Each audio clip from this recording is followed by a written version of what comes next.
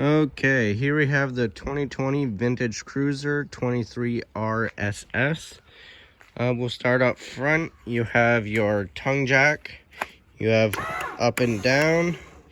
You have a light switch right here, so you have on and that light will come on. That's handy if you're hooking up when it's dark out. You got your 7-way plug right here for your lights and brakes, your chains.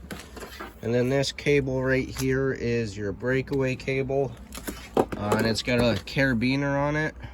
We always put one on when they're sold, because you don't want to hook that to your chains. You want to hook it next to your chains, because if the ball came off and the chains failed for some reason, that pin will pull out and it will lock up your brake, so it's an emergency brake for the trailer. Then you have your propane tanks. You got a nice little cover here. You can loosen these tabs right here, and then this flips up and you have access to your tanks right here to turn them on and off. Then you have a strap right here that just velcros, and that will go just through this little hole. Pull it through and velcro it to hold it down, and slide it off, and then you can go get your tanks filled when they're empty. And there's little gauges on these ones that tell you if they're low or not. You have your regulator right here. This is an automatic changeover regulator, so it's, and then there's an arrow on it that's telling you what tank it's drawing from. So right now it's drawing from this tank. If you have both of them on, it'll only draw from one tank at a time. But if this tank goes empty and this one's on, it'll automatically start drawing from this one. So that's why it's called an automatic changeover regulator. Because if one goes empty and they're both on, it'll automatically switch over to the other one. If you want to take the tank that's empty off to go get it filled, just switch that lever over to what tank it's drawing from, then you can take it off. If you were to take off the empty tank and leave that arrow pointing towards it, the propane from the other tank will just leak through this pigtail, and then you'll have a gas leak and be wasting that gas. So just make sure you switch that before taking it off. Behind that, you have your 12-volt battery here that runs your lights, your water pump, all the gas stuff, because the gas valves need the 12-volt to open and close. When you are plugged into your vehicle or the power cord, it'll charge the battery for you. So when you're at home, you can plug it in, get your battery charged and stuff. Moving down the side, you have a storage compartment here, and there's magnets on the door and up top. That's just to hold the door open, so you can have access to both your hands. Then your storage here on that side, there is 2 cranks. The bigger one on the left is for your stabilizer jacks. The one next to it is for the front tongue jack. That is if your battery goes dead and your power from your vehicle isn't working, you can hand crank the jack to get it up and down. Your power cord right there, I'll show you where that plugs in a minute, but that is a 30 amp cord, so that means this is a 30 amp unit. When you're at home, you can get an adapter to plug into your house, or an extension cord, so you can charge your battery and get your fridge cold and stuff. The only thing you can't run while you're at home plugged into a regular outlet is your air conditioner, because that requires a 30 amp circuit, and the regular outlets at home are 15 or 20 amps, so just be careful of that. Then you have stabilizer jacks. There's one on each corner, 2 in the front, 2 in the back.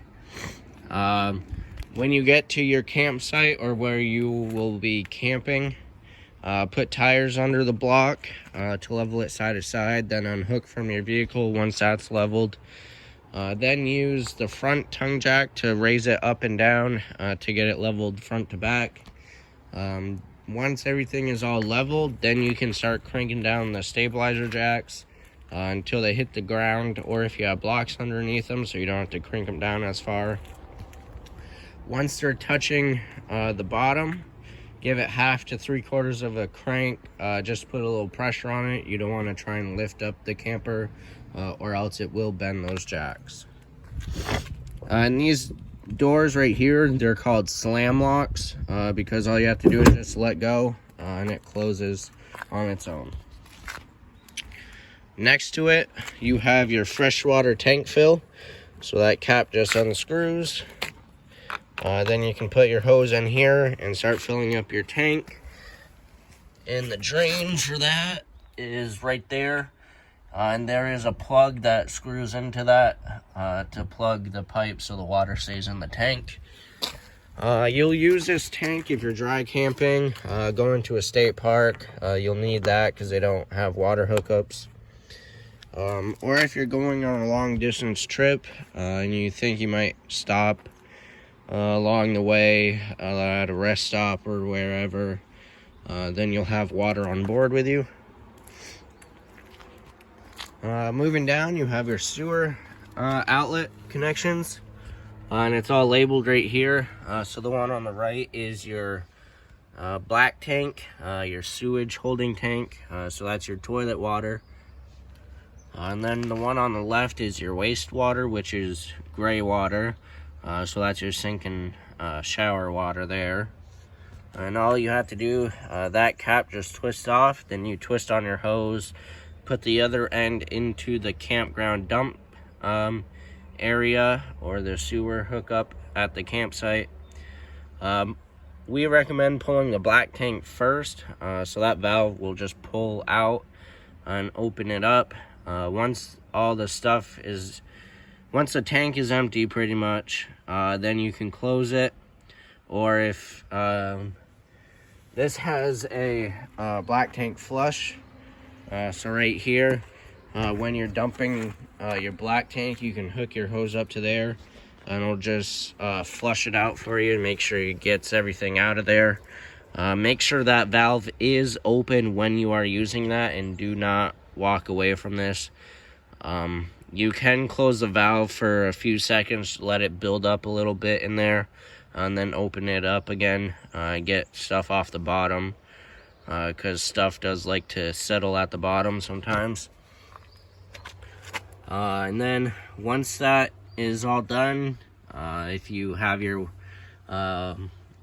black tank flush hooked up, disconnect the hose there, close the valve, and then you can open the gray tank to flush out your sewer hose, so it's not leaving a mess behind. So like I said, this is your black tank flush that just pops off and you screw your hose on there.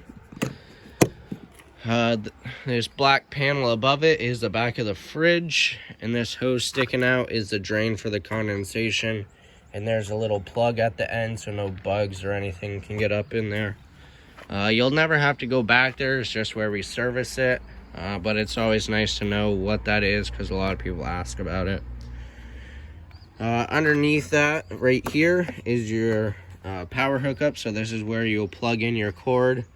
You can see right here this prong is L-shaped, so on the end of your power cord that plugs in, there'll be a little space that looks like an L. So there's only one way the plug can go on. So you plug it in, lining it up correctly, and then you twist it a little bit. That will just lock it on, and then there's a coupler that will screw on here to make sure there's no risk of it coming off and having a surge and stuff.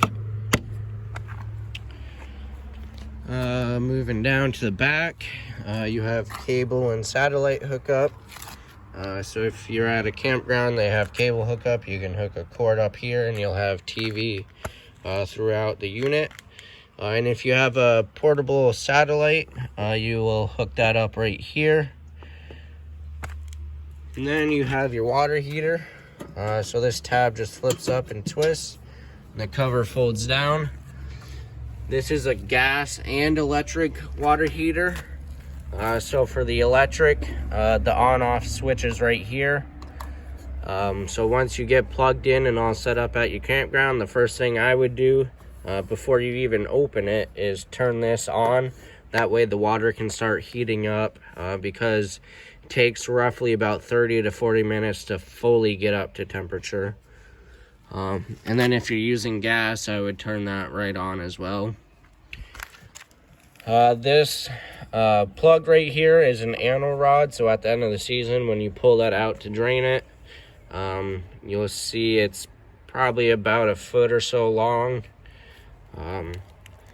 And what the anno rod is the calcium will eat away at that instead of the tank.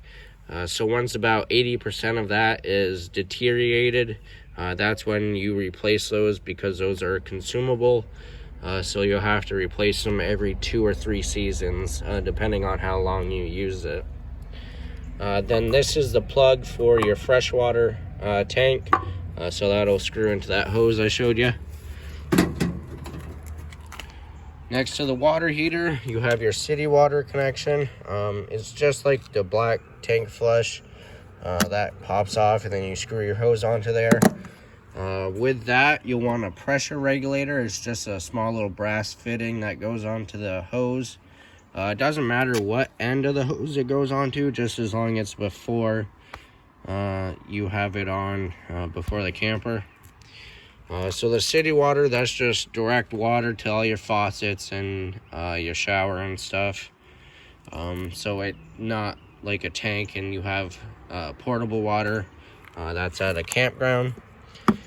And then in the front compartment, you saw there was a blue hose. This is a spray port, they call it. So this fitting is like a air hose, quick connect. So one end will, you push that coupler in and push the end of the hose in there. Then it's locked on, and then you can hose stuff off outside. And this is cold water only. Your rear bumper right here, so these black caps pop off, and then you can store your sewer hose in there.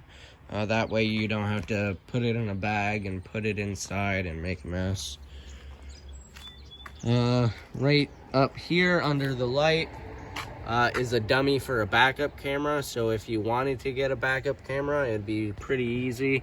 You just unscrew that and it's plug and play. Alright, moving to the other end. Under here, this hose right here is a quick connect for LP. So if you have a little portable grill, you can get a hose and an attachment, and then you'll have quick connect to the tanks up front. That way you don't have to carry around another propane tank for your grill. Alright, you have an outlet right here to plug things in. Then you have cable hookup there, so you can have a TV outside, and there's actually a TV mount right here, so you can take the TV from inside, bring it out, and slide it on there. In between is the exhaust for the furnace. Just make sure nothing's in the way of that and you don't touch it while using it, because it gets pretty hot. Up here is the vent for your stovetop. So there's little pins that just snap on and off, and then that opens up, and when you turn on your fan, that'll open up as well. When you're traveling or not using it, just make sure that snaps closed so no water and bugs get inside. You got some outside speakers above it. Then the other side of your storage compartment. So there's the hose. Then you have a couple light switches. So the one closest to the door is for the inside lights. And then that one right there is you have a couple lights up front. Just some accent lighting. And the last thing on the outside, you have a little plug right here for solar charging. So when you're dry camping, you can get a small solar panel. It's on a tripod. and it'll just plug in right there, and it'll trickle charge your battery so you can use your lights and stuff without your battery dying. All right, now we'll move inside.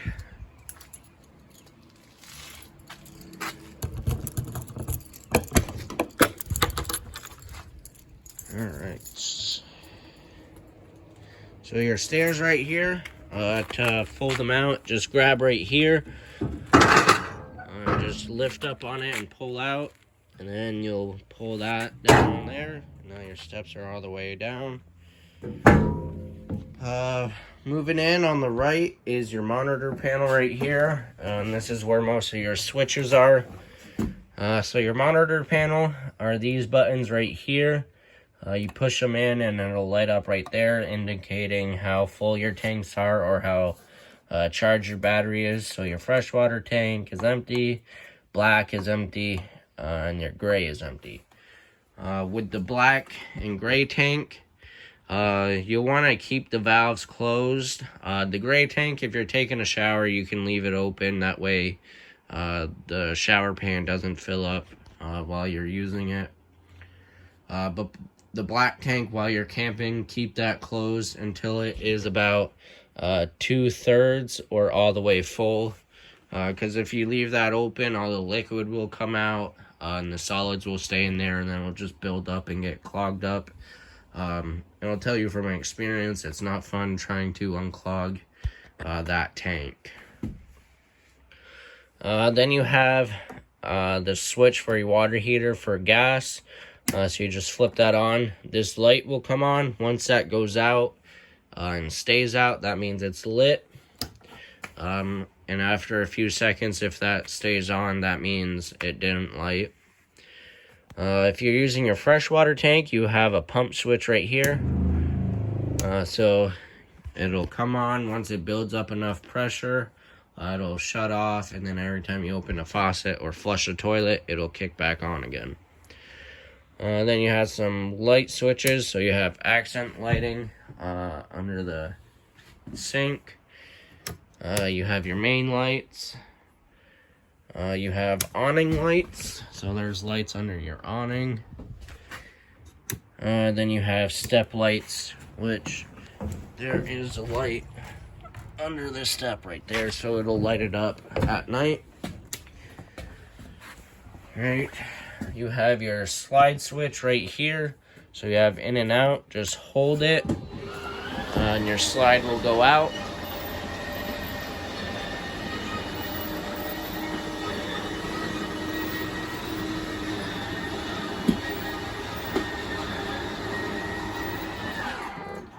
And it'll stop on its own once it's all the way out, and same thing coming in. Then you have your awning switch right here. This one you'll have to watch when you're rolling it out, because it doesn't stop on its own.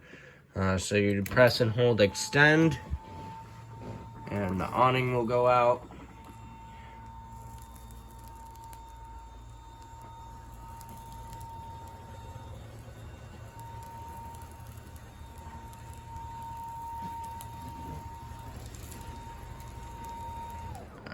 Can't open it all the way, almost though, but when you're rolling it out, you'll watch, there'll be a valance that'll fold down, and you'll be able to see the bare tube of the awning. Once you can see that, let off the switch and it will stop. Usually there's also a tag up there that says stop too. That means it's all the way out. If you keep holding the extend button, it'll end up rolling up backwards, and it might bend something, or it might not. Sometimes it doesn't, but then your switch will be backwards, and the way to fix that is just hold the retract until it goes back around and comes back in. But just be careful of that. And then on each arm, there's these push pins, and you can adjust the pitch of it. So if it's sprinkling, you can have it run off, but if it's downpouring or really windy, just roll your awning in, because if it's really windy, it's like a giant kite, so it might catch a breeze and get ripped off. And if it's downpouring, it'll pool up in the middle, stretch your fabric, and might rip it off. And the last thing, before you go in to bed at night, make sure it's rolled in, because you never know what's going to happen while you're asleep. Then you just hold retract. And going in, it will stop on its own because there will be no more for it to roll up.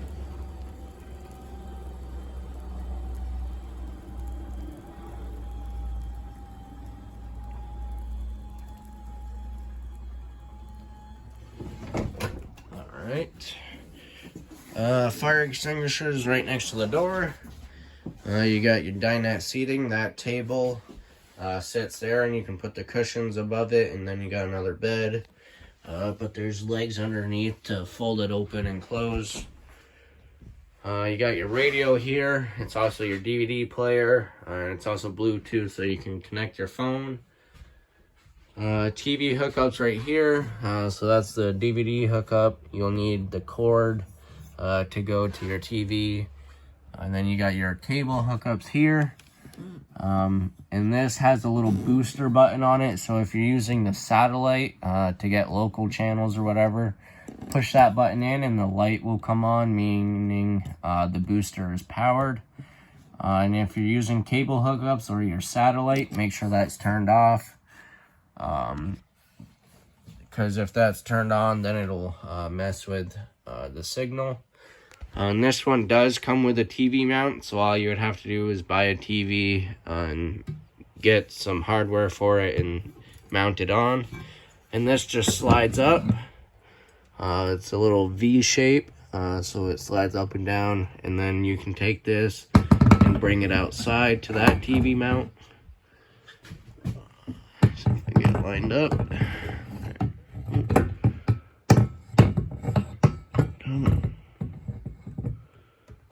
There. Okay, you have a couch right here. It's also a jackknife sofa, so that folds down into a bed as well. Your kitchen right here, you got sink, hot and cold water.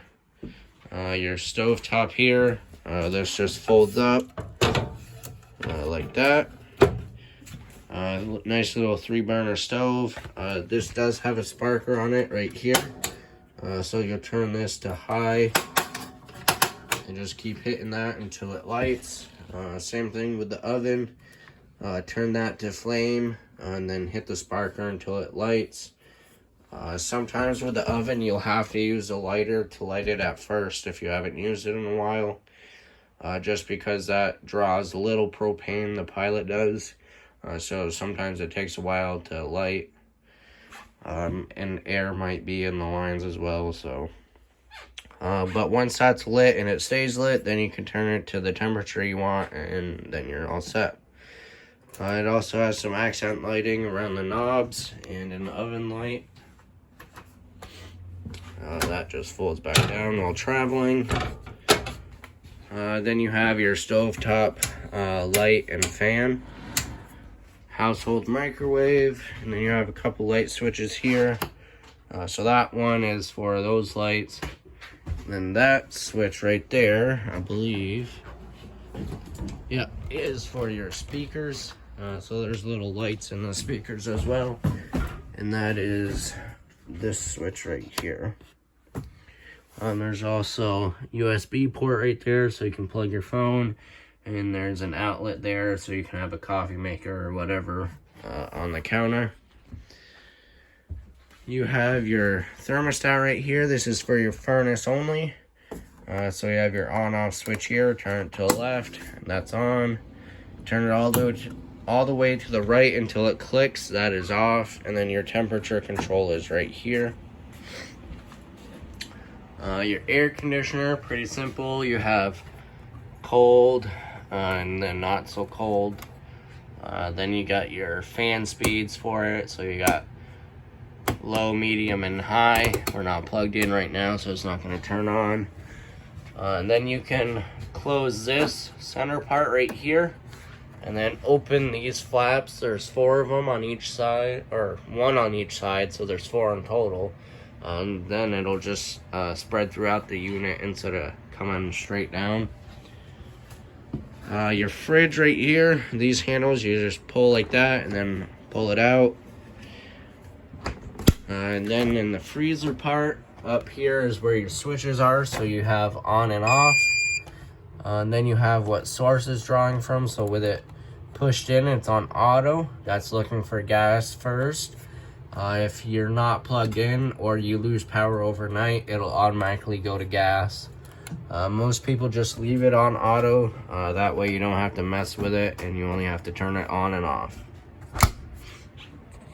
Moving down to the bathroom area, you have your shower right here, hot and cold, and then the shower curtain just pulls open.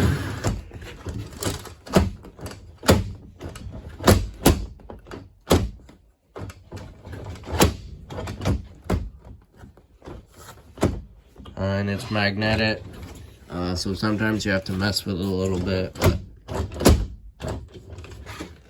then it'll stay closed when you open it. Then behind this door is where your toilet is, and you have a sink in here with a medicine cabinet. Then your bedroom, pretty easy. You got some storage around it, some lights above there. And it also folds up, so you have some storage here, and underneath this cover right there is where your spare tire is stored. You also have some TV hookups here with a standing TV mount there, so you can bring the TV from the living room into the bedroom. And then you just have a little privacy curtain right there.